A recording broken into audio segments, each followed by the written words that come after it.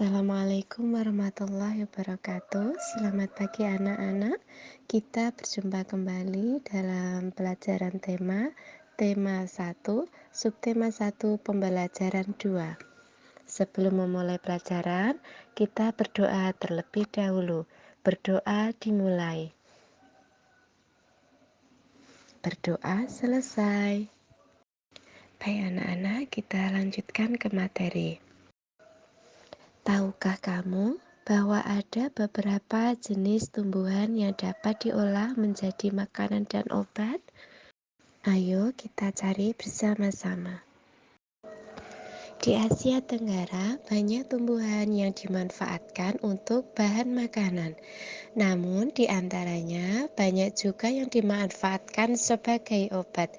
Asia Tenggara sebagai wilayah tropis memungkinkan banyak tumbuhan hidup. Oleh karena itu, masyarakatnya banyak bercocok tanam untuk memanfaatkan kesuburan tanahnya. Bawang merah sering dijumpai di dapur masyarakat Indonesia.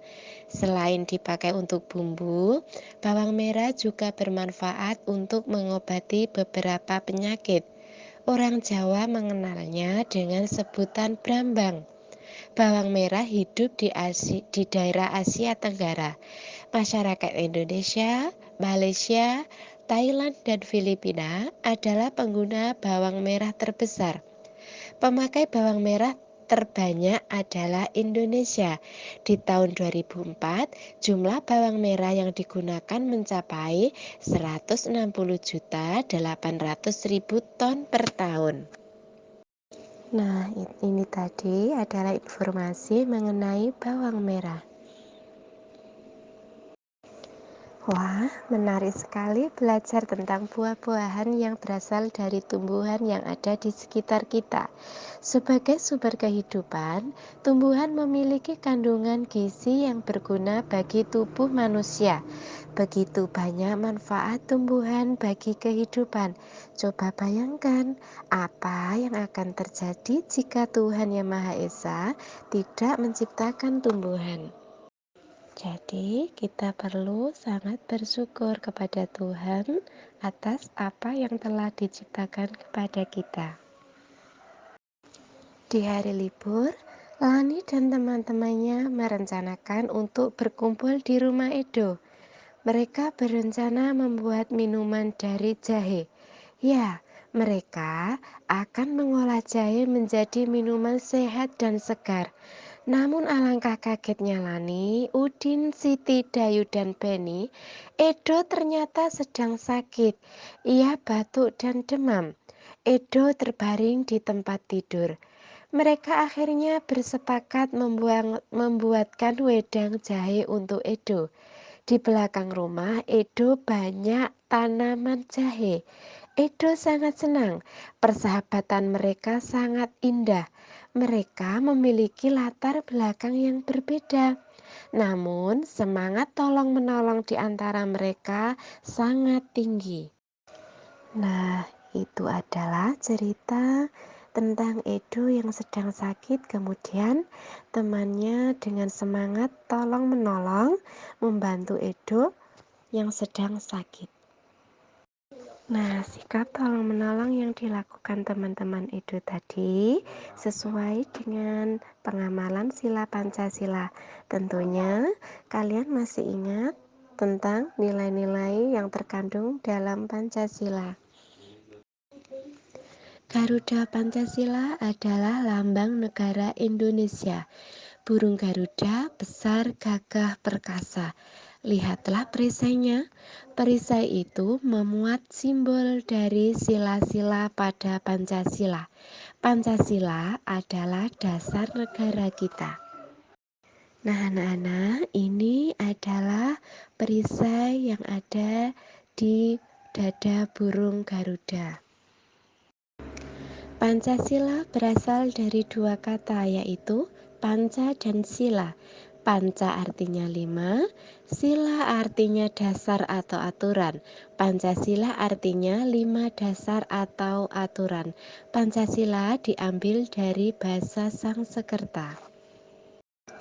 Ibu ingatkan kembali, Ini adalah simbol dan bunyi dari masing-masing sila Pancasila. Sila yang pertama disimbolkan dengan bintang, sila yang kedua disimbolkan dengan rantai, sila yang ketiga pohon beringin, keempat kepala banteng, dan yang kelima disimbolkan dengan padi dan kapas. Sekarang kita pelajari nilai-nilai yang terkandung dalam masing-masing sila tersebut. Nilai yang terkandung dalam sila ketuhanan Yang Maha Esa sebagai berikut. Yang pertama, takwa terhadap Tuhan Yang Maha Esa, toleransi dan penghormatan kepada agama atau kepercayaan lain, serta kerukunan antar umat beragama. Nilai-nilai yang terkandung dalam sila kemanusiaan yang adil dan beradab sebagai berikut: persamaan derajat, menghargai hak asasi manusia, solidaritas antar sesama manusia, serta perdamaian. Juga terdapat kerukunan. Itu adalah nilai-nilai yang terkandung dari Pancasila sila kedua. Merawat tanaman merupakan perwujudan rasa syukur kita kepada Tuhan Yang Maha Esa yang telah memberikan tanaman sebagai sumber kehidupan dan sahabat bagi manusia. Manfaat tanaman bukan hanya pada buah dan bunga. Bagian tanaman lainnya yang dapat dimanfaatkan oleh penduduk Indonesia dan Asia Tenggara adalah kayu. Banyak produk seni yang terbuat dari kayu. Salah satunya adalah patung. Kamu bisa membuat patung seperti mereka. Namun, kali ini kamu akan belajar membuat patung dari bahan lain, yaitu tanah liat atau lilin malam. Ini adalah contoh dari beberapa patung yang bahannya berbeda-beda.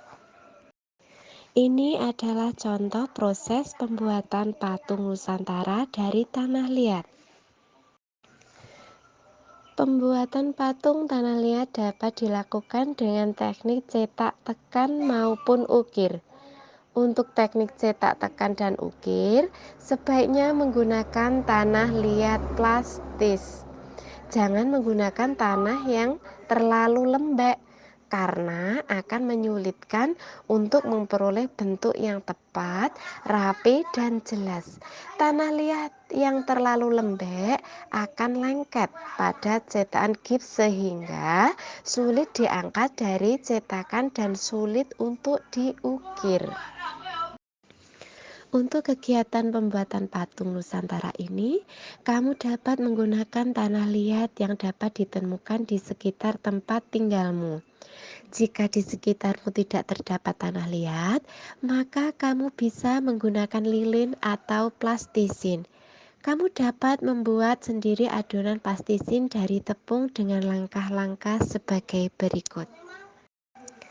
Cara membuat adonan plastisin. Bahan-bahannya: 2 cangkir terigu, setengah cangkir garam, 2 sendok makan minyak sayur, 1,5 cangkir air hangat, serta pewarna makanan.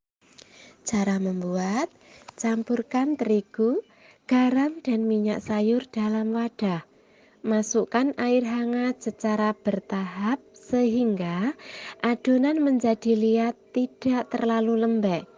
Gulung dan remas-remas adonan hingga bercampur dengan sempurna. Kemudian, bagi adonan menjadi beberapa bagian. Buatlah lubang di tengahnya dan teteskan pewarna makanan. Kemudian, gulung-gulung adonan sehingga warna tercampur merata. Demikian anak-anak, pembelajaran kita pagi ini tema 1 kelas 6, subtema 1, pembelajaran 2. Semoga bermanfaat, semoga kalian tetap semangat. Mohon maaf apabila ada kurang lebihnya. Wassalamualaikum warahmatullahi wabarakatuh.